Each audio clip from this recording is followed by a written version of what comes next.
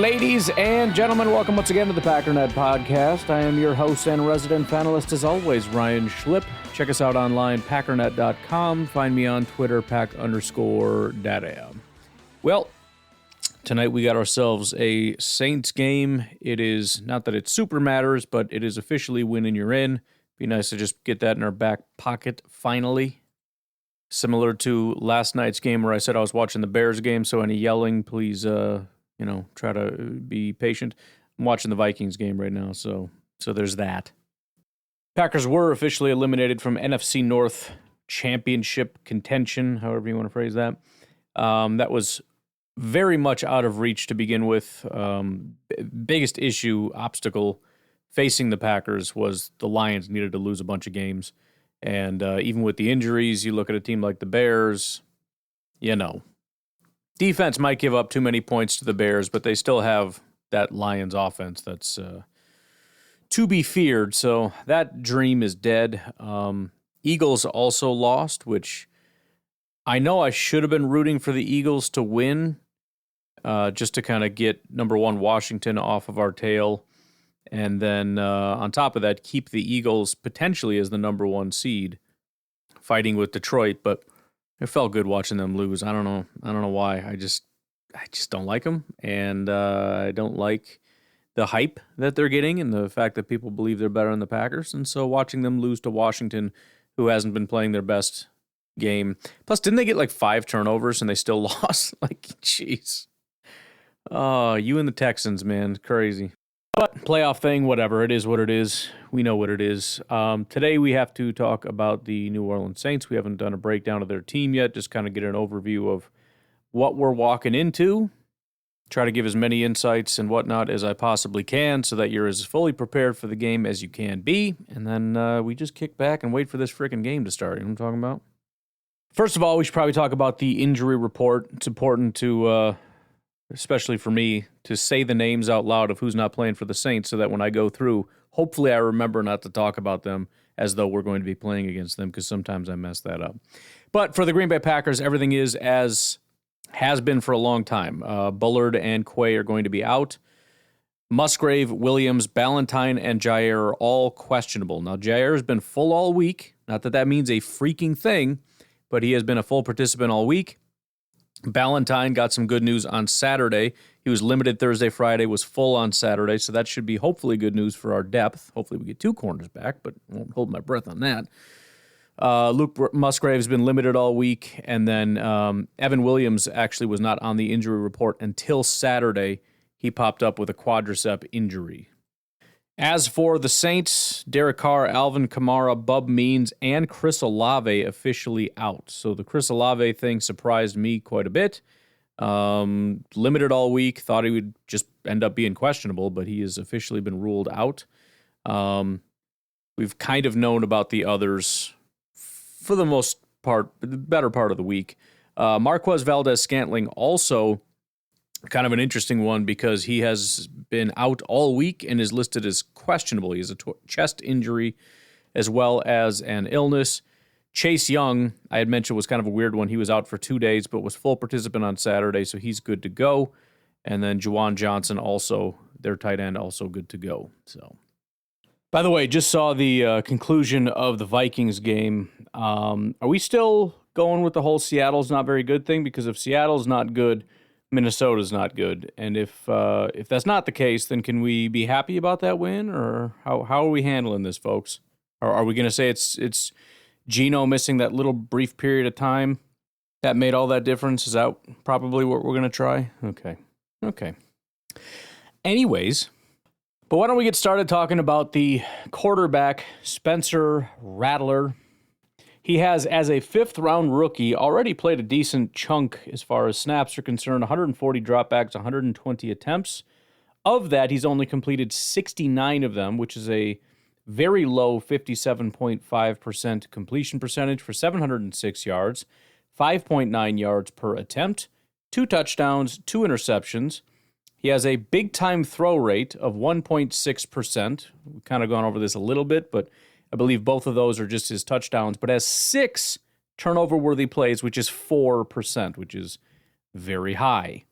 Just going through some of the stats here, and I'm going to use the FTN fantasy data, which I actually looked at. It's very similar to PFF's data. Like they've got some things like turnover-worthy plays, which I thought was just a PFF thing, but they've incorporated that. Not exactly the same, but almost it's to 1/10 difference the same, which presumably is a one pass. I don't know.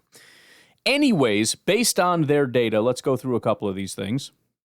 If we're looking at completion percentage, and it's, not all his fault, adjusted completion percentage is a little different, but if you look at completion percentage, the only person that is worse right now than Spencer Rattler is Anthony Richardson, who is, again, Tim Tebow, maybe a little worse.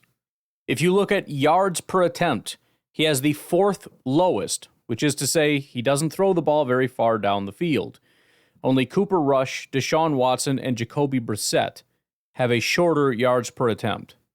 If you look at turnover-worthy plays, and the standard that I'm going on is his number of attempts or higher. He is tied for seventh worst in turnover-worthy plays. Only Drake May, Cooper Rush, Dak Prescott, Anthony Richardson, Jameis Winston, and Will Levis have higher turnover-worthy plays. His touchdown percentage is second worst, and by the way, this is out of, how many quarterbacks? 42 quarterbacks. Out of 42 quarterbacks, he has the second worst touchdown percentage, ahead of only Jacoby Brissett at 1.7%. Success rate, I've been looking all over the place for definitions for these terms, and they don't have them, but presumably we're using sort of an EPA model. Did your odds of winning or scoring go up after you threw a pass would be a successful pass? He has the second lowest successful pass rate, ahead of only Anthony Richardson. Accuracy rate, again, not entirely sure what that is, but accuracy rate speaks for itself to some degree, is the sixth worst. Only Caleb Williams, LOL, Jacoby Brissett, Cooper Rush, Jameis Winston, and Anthony Richardson have worse accuracy. Highlight throws, as a percentage, this would be presumably similar to big-time throws over at PFF. Ninth worst. Drop rate, which obviously is not a quarterback stat, but it's still relevant to us, how often his receivers, running backs, whatever, how often they drop the pass. He has the third worst drop rate. Now, to be clear, I do think drop rate has a lot to do with the quarterback. I've mentioned that before, that I think Jordan played a part in the really high amount of drops that we had earlier, and probably plays a part in the lack of drops at this point. Bottom line, it's harder to catch worse passes. As further evidence, Spencer Rattler has the third worst drop rate. I don't see another New Orleans quarterback in the top 32 here, which I don't even want to go to the next page, but one of the lowest drop rates for for all the other quarterbacks. Derek Carr, Jake Haener. But 5% of his passes are dropped. Only Anthony Richardson and Mason Rudolph are worse. And again, it's not that hard to demonstrate what I've been saying, that drop rate has a lot to do with the quarterback. It's the same bad quarterbacks that just so happen to have a high drop rate among their team. I'm guessing there's a very high level of correlation between accuracy and drop rate. If you're looking at EPA per dropback, he is dead last. Negative 0.35. The next worst is Deshaun Watson at negative 0.25, and then Jacoby Brissett, negative 0.19. So a big gap even between those three. His DYAR, which remember is just an actual metric, how many more or less yards did you get than an average quarterback would have gotten? And keep in mind, this is a cumulative stat. He's still the sixth worst. Negative 171 yards. So in the 4 games that he played, not very much, not very many games, a perfectly average quarterback, which let me find out who the average quarterback is real quick here. This is going to make it sound stupid, but it's just what it is. It is exactly somewhere between Patrick Mahomes and Justin Fields. So there you go. Anyways, perfectly average guy in those 4 games would have had 117 more yards. And then speaking of DVOA, they have him at a negative 32.2, fourth worst, ahead of only Jacoby Brissett, Will Levis, and Deshaun Watson. And again, that is to say he is 32.2% worse than your average quarterback would be. So it hasn't gone super well for him. Now, he has seemingly improved, kind of. I don't know. He hasn't played a ton, but he had a 65 grade and then a 42 grade, and then it was 67 and 69. Really, he just had 3 games that were very similar. Tampa, the Chargers, and Washington, weeks 6, 8, and 15 were very similar, and he had one really bad game against Denver. No, that's not enough to drag down everything else. It just kind of is what it is. And I think I mentioned this before as well, but looking at pressure, I saw somebody get kind of pissy about this. I don't think they were talking about me, but let me just clarify. First of all, looking at it real quick, he has a 77 passing grade while not under pressure and a 29 passing grade while under pressure. So he is horrifically bad when he's under pressure. He's actually kind of decent when he's not.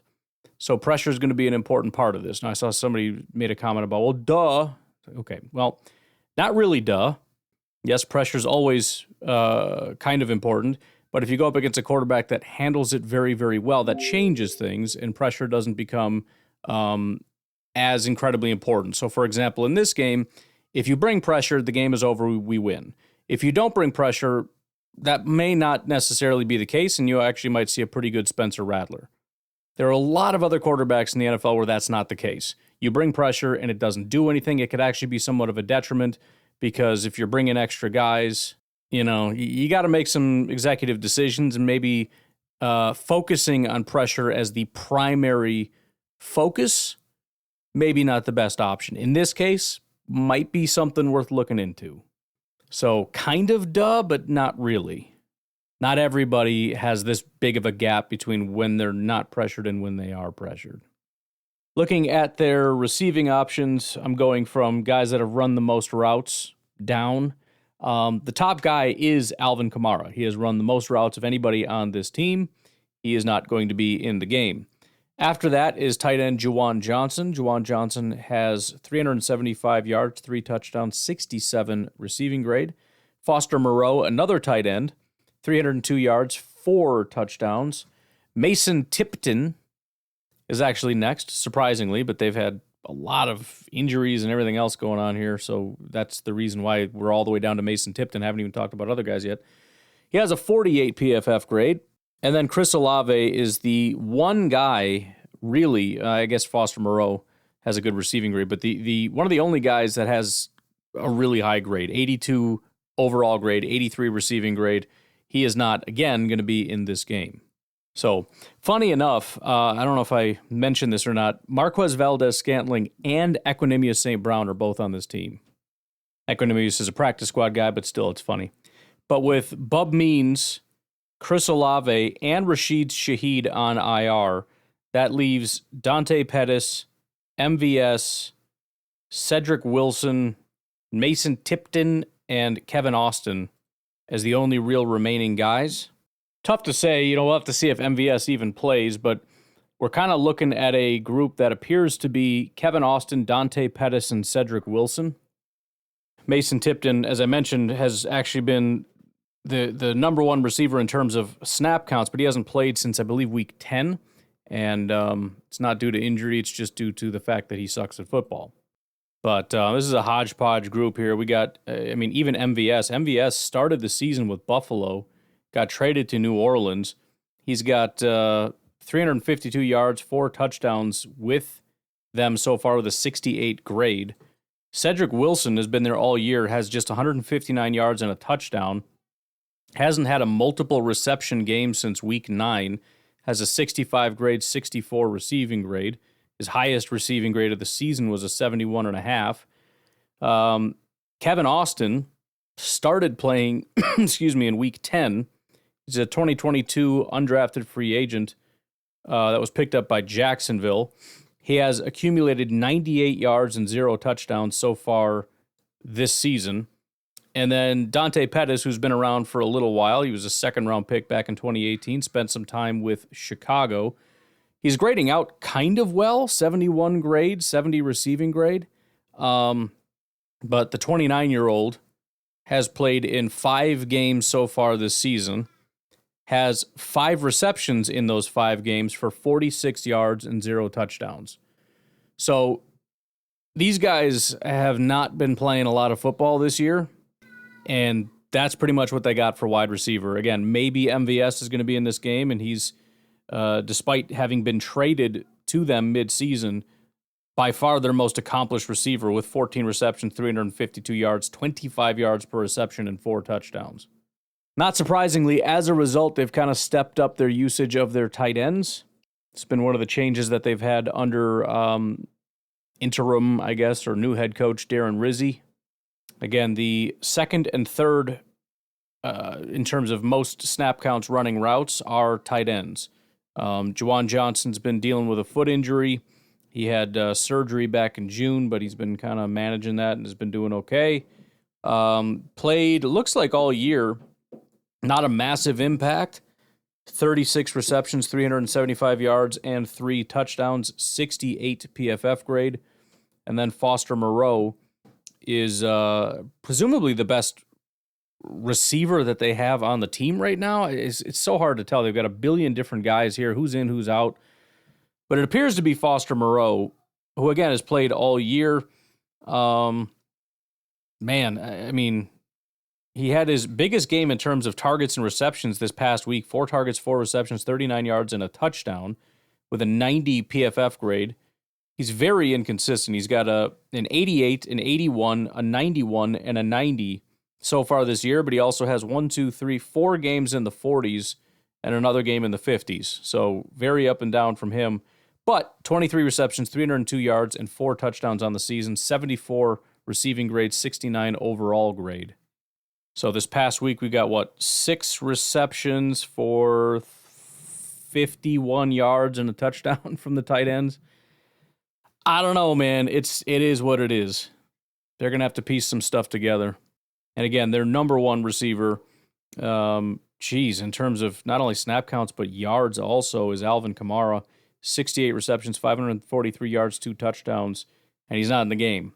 Outside of that, you've got the next most is Jamal Williams, and he has only run 50 routes, 7 receptions, 38 yards. So we'll have to see how they try to get that going.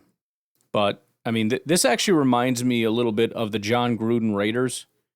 I think they had Josh Jacobs as well, but they basically had a really good tight end, a really good running back, a pretty decent offensive line, and it was just like run, pass to the tight end, run, pass to the tight ends. And that was like their game plan. I kind of think that's what this is. They've got a run-focused offensive scheme, and they have pivoted to heavy tight end usage. So that is kind of what I'm anticipating at this point. But, all right, why don't we take a break? We'll come back. We got running backs, we got offensive line, and we got defense, and then we'll see where we're at from there. But we'll take a quick break. We'll be right back. All right, well, looking at running back, obviously Kamara has just been, I'm shocked how much of a workhorse he is. He has run the ball 228 times. Taysom Hill is the next highest. Taysom Hill, by the way, also out. Taysom Hill is the next highest at 39 attempts, and then it's Jamal Williams at just 35. Look at that gap between Jamal Williams at 35 attempts and Alvin Kamara at 228. But it does appear, looking at the snap counts and whatnot, Kendre Miller is going to be the top guy. I think they're going to try to ride Kendre to success. Again, I think it's going to be run tight end. So I think they're going to try to run him a lot. Obviously, that's going to come down to how much we can run up the score, and if we can do that, they might be in a bit of trouble. But he has not had more than 10 attempts in a game so far. He's, by the way, a third-round pick from 2023 out of TCU. He actually grades out quite well. He was picked up by the Saints in the third round. He had a 74 grade last year. Stats were not remarkable at all. He's up to an 86 grade this year. 130 yards, 4.6 yards per attempt, and a touchdown. After that, to be honest, I'm not entirely sure. Jordan Mims has played a bunch. He went back to the practice squad. Not sure if they're going to call him up. Perhaps they already have. Jamal Williams is there. They have not really put much on him at all. He had 0 carries this past week, just 3 the week before that, and 1 the week before that. They did pick up Clyde Edwards-Helaire. So presumably, I mean, they put him on the practice squad. Presumably, he will be playing in this game. But I don't know. Like everything else, it's kind of a hodgepodge of we'll just friggin' see what happens. But Kendre Miller does seem to be a relatively talented guy. And we'll see what he can do with a full workload, I guess. At the offensive line, got a familiar face here, Mr. Talise Fuaga, who is somebody that obviously a lot of Packer fans were interested in. He went selection 14 overall to the Saints. He right now, he is their left tackle, by the way. He has a 62 pass blocking grade and a 68 run blocking grade. Call that whatever you will. I'm sure if the Packers had drafted him and that's what we got at pick 14, there'd be riots all over the place with how horrible he is. But he's given up 5 sacks, and they all came in the span of 3 games. Otherwise, it's been 0 sacks all season, and the last sack he gave up was week 8. But 5 sacks, 7 hits, 19 hurries, 31 total pressures, 96.3 pass blocking efficiency, 7 penalties so far this season. So he's fine, but is in no way premier left tackle at this point in time. At left guard, we get a very familiar face. There's actually been a lot of people that have played left guard. Landon Young, Kyle Hargel, Oli Sameka Aliudo. Man, that guy, holy crap. He has a 6.6 pass blocking grade. Anyways, and then Nick Salidiveri. All 4 of those guys, the highest pass blocking grade is a 38.5, so that is freaking rough. However, the actual left guard is going to be a familiar face by the name of Lucas Patrick. Lucas Patrick right now has a 63 pass blocking grade and a 68 run blocking grade, very Lucas Patrick-esque. Packers Lucas Patrick, not Bears Lucas Patrick, where he was terrible. At center, they've got Eric McCoy, and this guy is, I believe, actually the number 1 ranked center in football right now. Been dealing with quite a bit of injury issues. He was out for, 6 to 8 weeks, something like that. So he's only played in 5 games, actually. But in those 5 games, he has a 93 PFF grade, 94 run blocking grade, and a 79 pass blocking grade. Hasn't given up any sacks, 1 hit, 2 hurries. It is a little bit unusual as far as his grading goes. Last year was the first year he was really elite as a run blocker. He's been here since 2019. And this is one of his highest seasons, his highest season as a pass blocker since his rookie year. I only bring that up because, again, it's a small sample size, so it kind of makes me wonder how real all of it is. But, again, right now, very, very good center.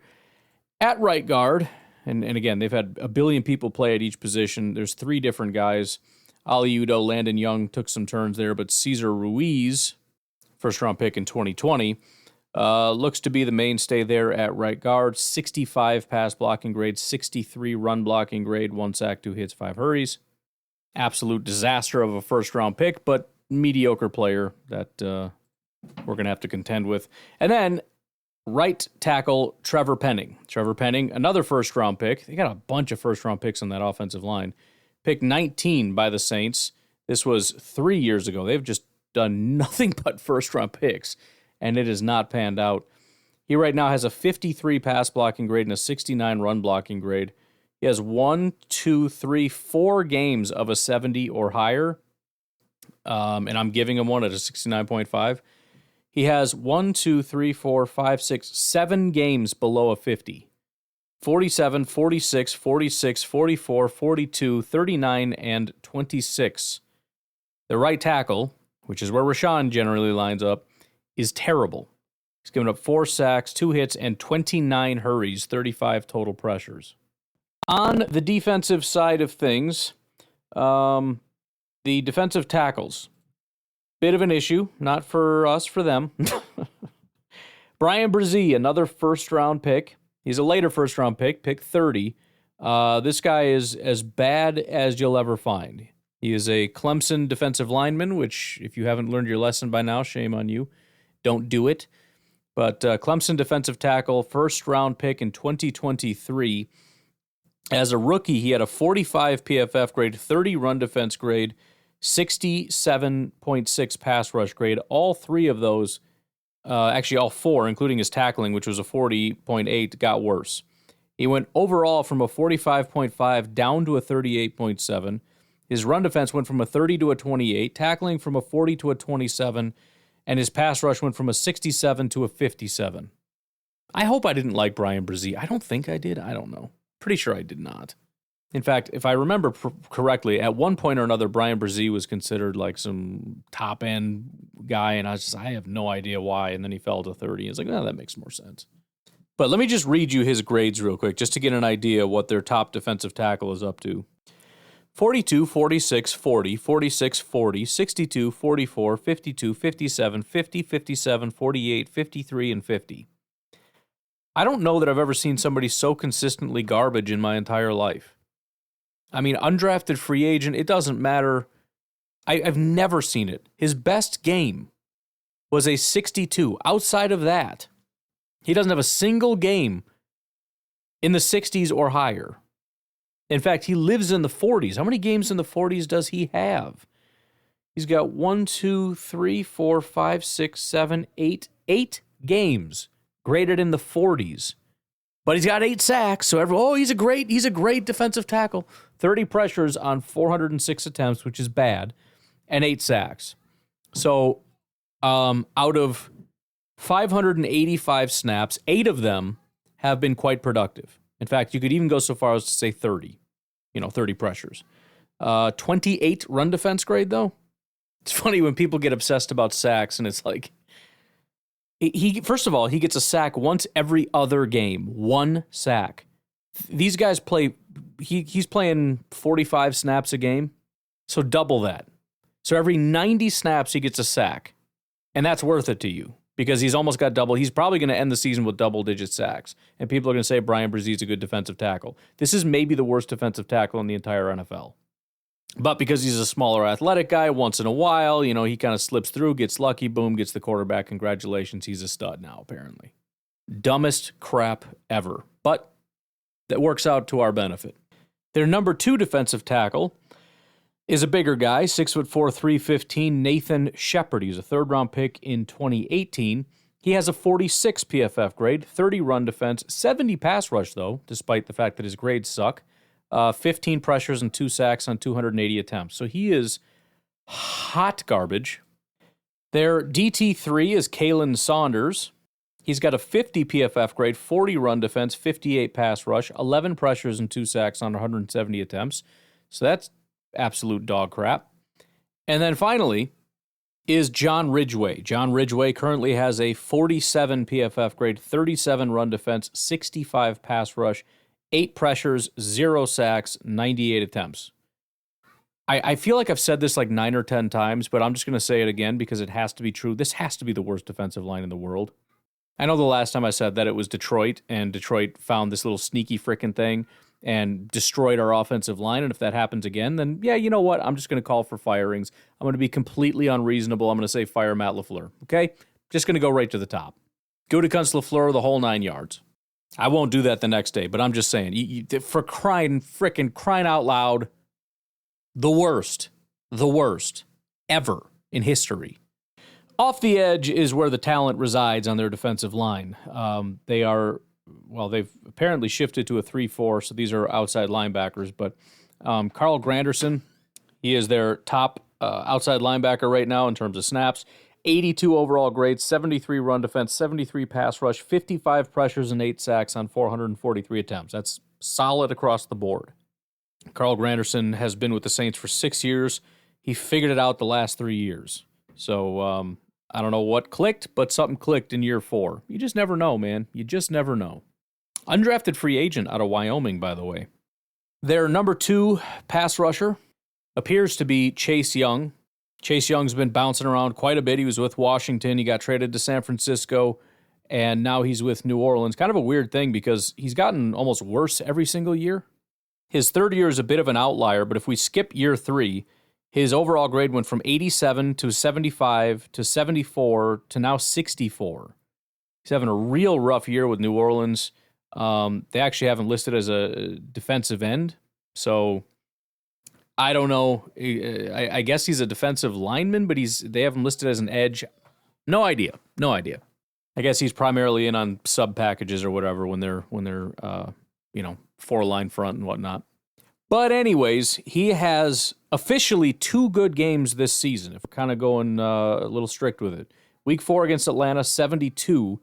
And then against the Giants, week 14, he had a 90 PFF grade, 89.6. But overall, 64. His run defense is a 48, which is god-awful, 45 tackling, 66 pass rush. And similar to our team, the grade isn't great, but the stats are absolutely there. 56 pressures, 7 sacks on 415 attempts. Part of that has to do with he had 12 pressures against the Giants, for crying out loud. He is a lot closer to 10% when you, drop the 12 pressures. Typically, he's 3. So if you skip that game, 3, 2, 2, 4, 3, 3, 2, 0, 7. But yeah, 2 to 3 pressures a game is a little bit more standard for him. He gets about a sack every other game. But still, you got to watch out. And if you're not freaking on your P's and Q's, this guy can absolutely go off. He's got a 12 pressure game. He's got a 7, 6, and a 5 pressure game. So he can go off on a lot of these games. Then you got 36-year-old Cam Jordan. The Saints just can't seem to let this guy go. He peaked in 2017. It's been a slow decline, but he absolutely peaked in 2017. It went from 91, 90, 87, 85, 84, 74, 73, and this year a 56. So he slowly went down the hill.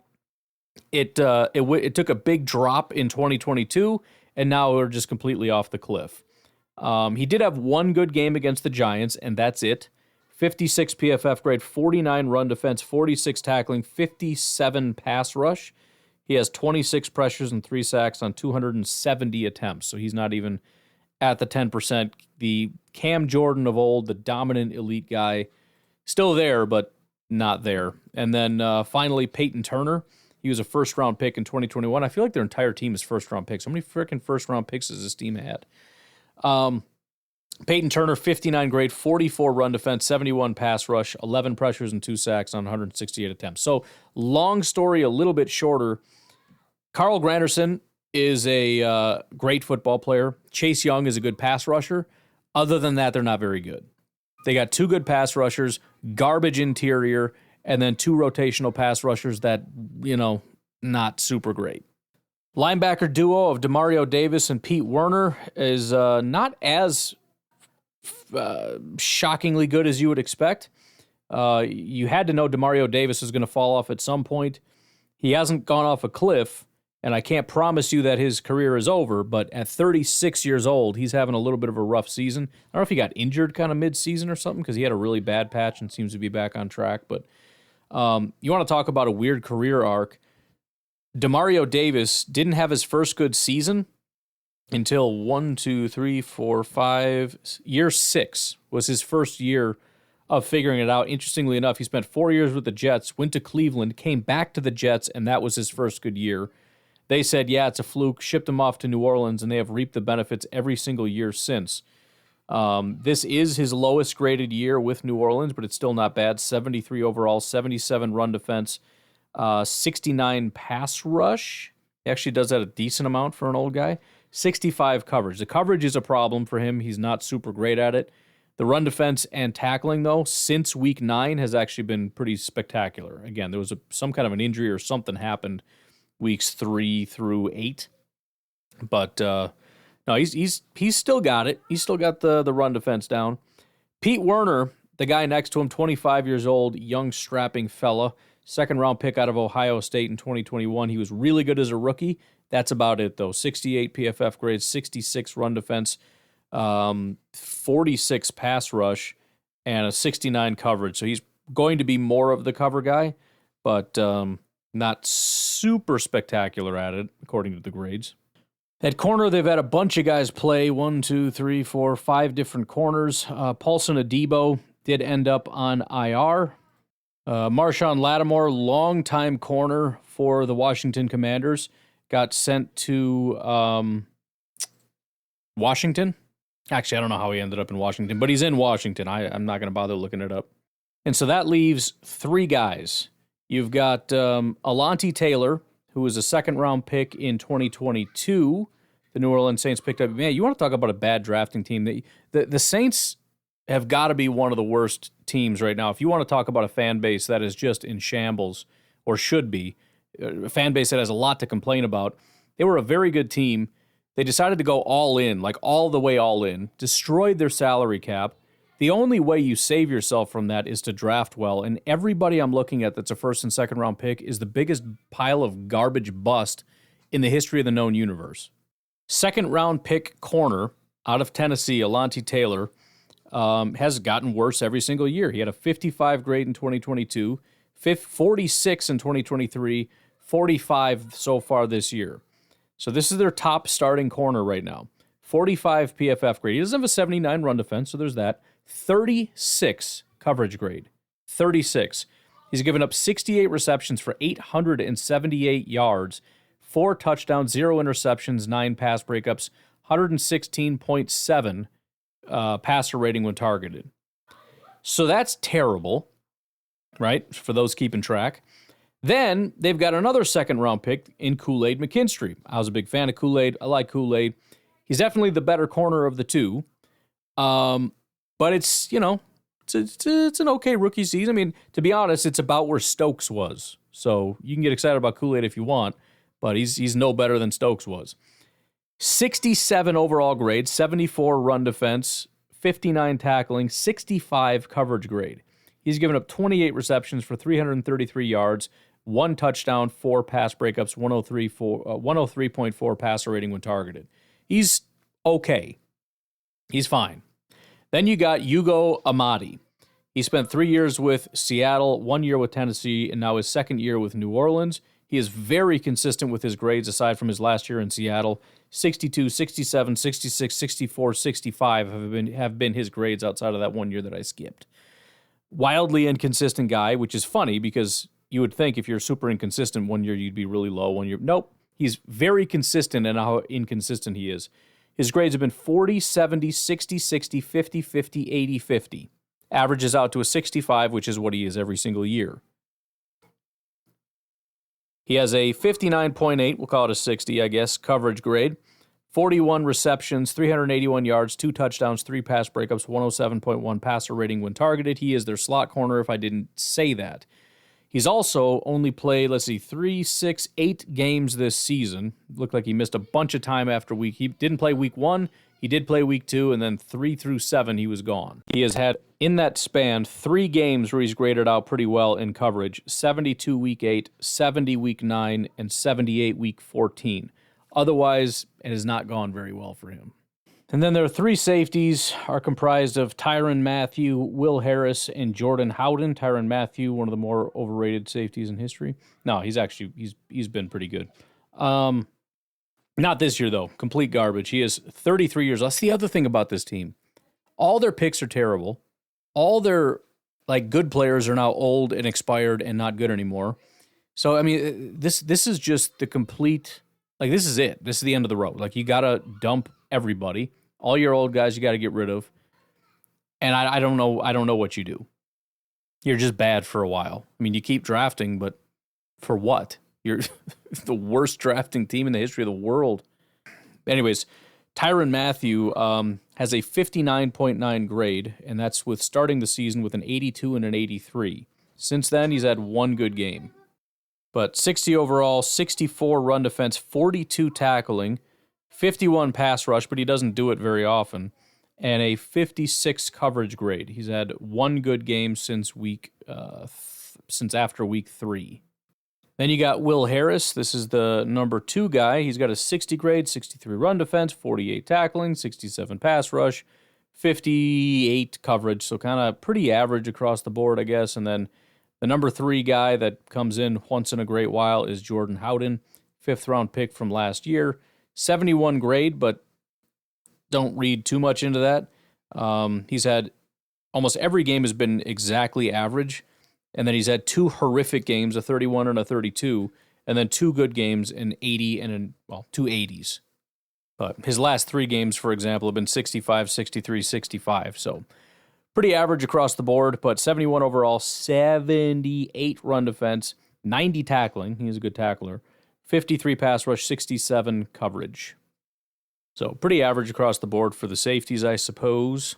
So that is their roster. Why don't we take a break? We'll come back, take a look at a couple other things, and we'll get out of here, get ready for the game. We'll be right back. So if we look at their team so far this year, they're 5-9 right now. They've actually won 3 of their last 5 games. They did have a bye week. They had 2 wins and then a bye week, and then they're 1-3 since then, or 1-2, excuse me. In games with Spencer Rattler, though, they are 0-3. And if you want to know why they're a bad team, I'll give you a little hint. So sometimes what I like to do is look at their games and see when they win and when they lose. Let me give you an example. The Saints, this may blow your mind, the Saints are undefeated when they score 35 or more points. It's crazy, right? But they are just 2-9 when they don't. The Saints are 5-1 when the defense keeps the other opponents under 20 points. They are winless when they don't. That is to say, if you're playing the Saints, here are your 2 goals.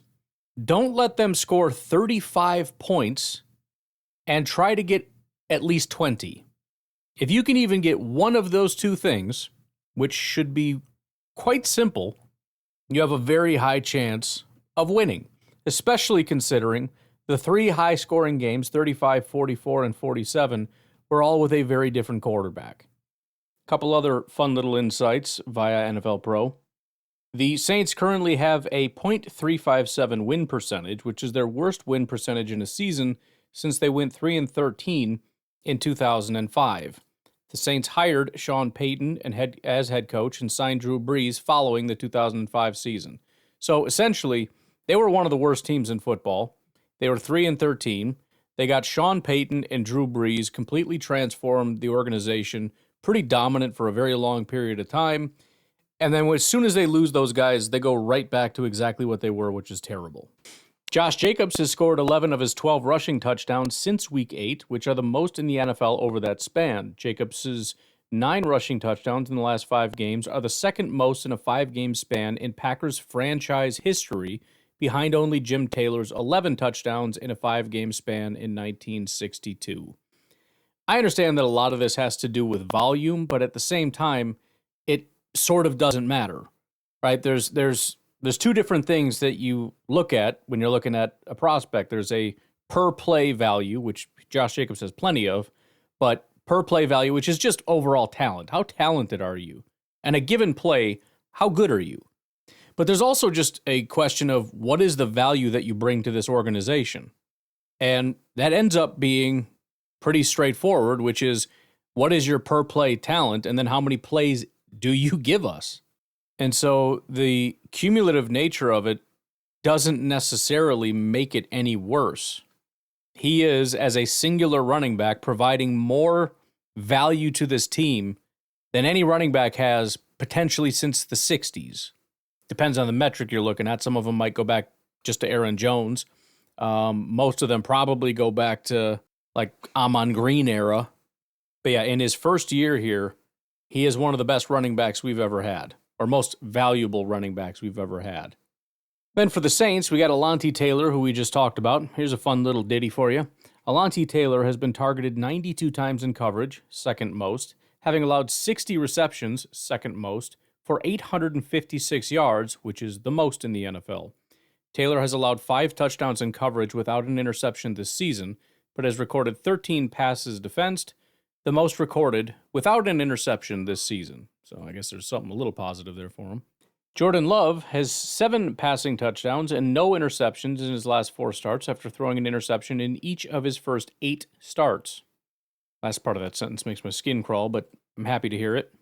Spencer Rattler has completed just 3 of his 13 deep pass attempts for 100 yards and 1 interception this season, while Jake Haener has completed 1 of 3 such attempts for 36 yards and a pick. If they start Jake Haener after talking about Spencer Rattler this whole time, I'm going to be pissed. Saints pass catchers have recorded a 27.8% catch rate on deep targets this season, which is the 9th lowest. The Packers defense has allowed the lowest completion percentage above expected on deep pass attempts, having tied for the second most interceptions, 6 on such attempts. Opposing quarterbacks have attempted 37 deep passes against the Packers this season, tied for the fourth fewest faced by any defense. Hilariously, a big part of that is because the Packers play cover 2 more than just about any team in the NFL. This is after we've been hearing how it's going to be like a cover 1, cover 3 defense. Turns out they play cover 2 more than anybody else. I do wonder if that's the personnel.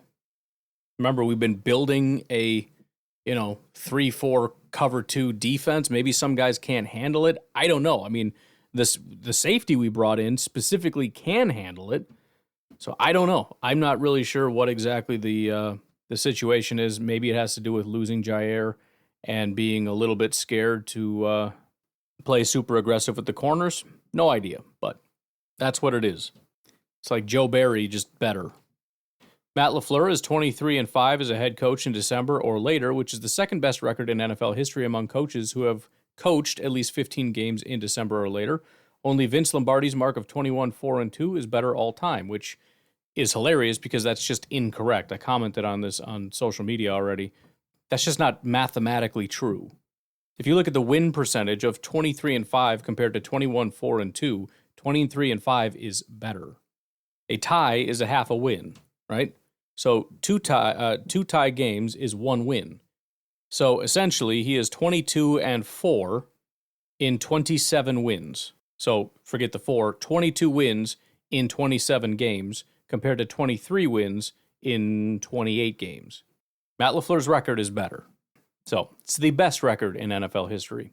The Saints defense has allowed 6.3 yards after the catch per reception this season, which is the 4th most, and the most yards after catch over expected, plus 451 in the NFL this season. Packers pass catchers have recorded a league-high 7.1 yards after catch per reception, with Jaden Reed, 389 yak, and Tucker Kraft, 383 yak, leading the team. Reed has averaged the 4th most yards after the catch per reception among wide receivers, 7.9, while Tucker Kraft leads all tight ends with an average 9.3 yards after the catch per reception. Those are wild stats for a lot of reasons, but it also just sounds like a ridiculous matchup. A man was arrested after shooting 100 kangaroos on an army base in Australia. Well, okay. And then finally, and this is just as good, Josh Jacobs has recorded the second most forced missed tackles, 89, this season, resulting in the 5th most yards gained after missed tackles, 482. Jacobs has recorded a league-high 784 rushing yards on inside carries this season, where he has recorded 45 missed tackles forced and a league-high 26.5% missed tackle rate. They didn't go on to elaborate on that. Should have mentioned that the Saints suck at stopping the run and tackling and all that stuff, but they didn't. So, yeah. If we look at their matchup comparisons and whatnot, team overview, when the Saints are on offense, overall passing efficiency, the Saints are ranked 21st. The Packers' defense is 5th. Overall rushing efficiency, Saints ranked 11, Packers ranked 11th. Pressure rate, Saints are 18th, Packers are 28th. I still don't understand this pressure thing. I swear, one second I look at it, it's like, oh, the Packers are one of the best. And then the next time you look at it, it's like, oh, they can't pressure ever. Okay. Overall rushing efficiency when the Packers are on offense, this is a big one. 9th best rushing team. The Saints are 29th in stopping the run. And then pressure rate, the Packers are 10th best at not allowing pressures. The Saints are 20th in getting pressures, so advantage Packers. If you look at all the biggest advantages, there are of the top 10, the one area where the Saints have a big advantage in intermediate passing. The Packers rank 21st. The Saints defense is number 1. Everything else is Packers. Starting with Packers offense, the Packers are 9th in designed runs. The Saints are 28th on defense in designed runs. We already did overall rushing efficiency, 9th compared to 29th. Rushing inside of the tackles, 8th compared to 29th. Passing versus play action, 4th for the Packers offense, 27th for Saints defense. When the Saints are on offense, deep passing, the Saints rank 27th. The Packers are number 1. Passing versus the blitz, they rank 21st. We are 2nd. Passing versus no play action, they're 24th. We're 6th. Overall passing efficiency, they're 21st. We're 5th. And then quarterback scrambles, they rank 30th. We rank 14th. But that's all I got for you, man. I emptied the bag on it. All the rest is up. It's up to the Packers to just execute, I suppose. Run the frickin' ball a lot. And if you can't do that, I don't want to hear any whining about going for a short distance play and not being able to convert a run and saying it was bad play calling. Bro, if we need to get 2 yards running, I don't care what the play call is. It could be any run play picked randomly out of a frickin' book. You better be able to execute it against this defense. Period. Oh, where's the creativity? Doesn't matter. Don't need it. You can't get it, you suck. Period. But I'm going to leave it at that. You guys have a good rest of your day. I will talk to you tomorrow for hopefully Victory Monday. Have a good one. Goodbye.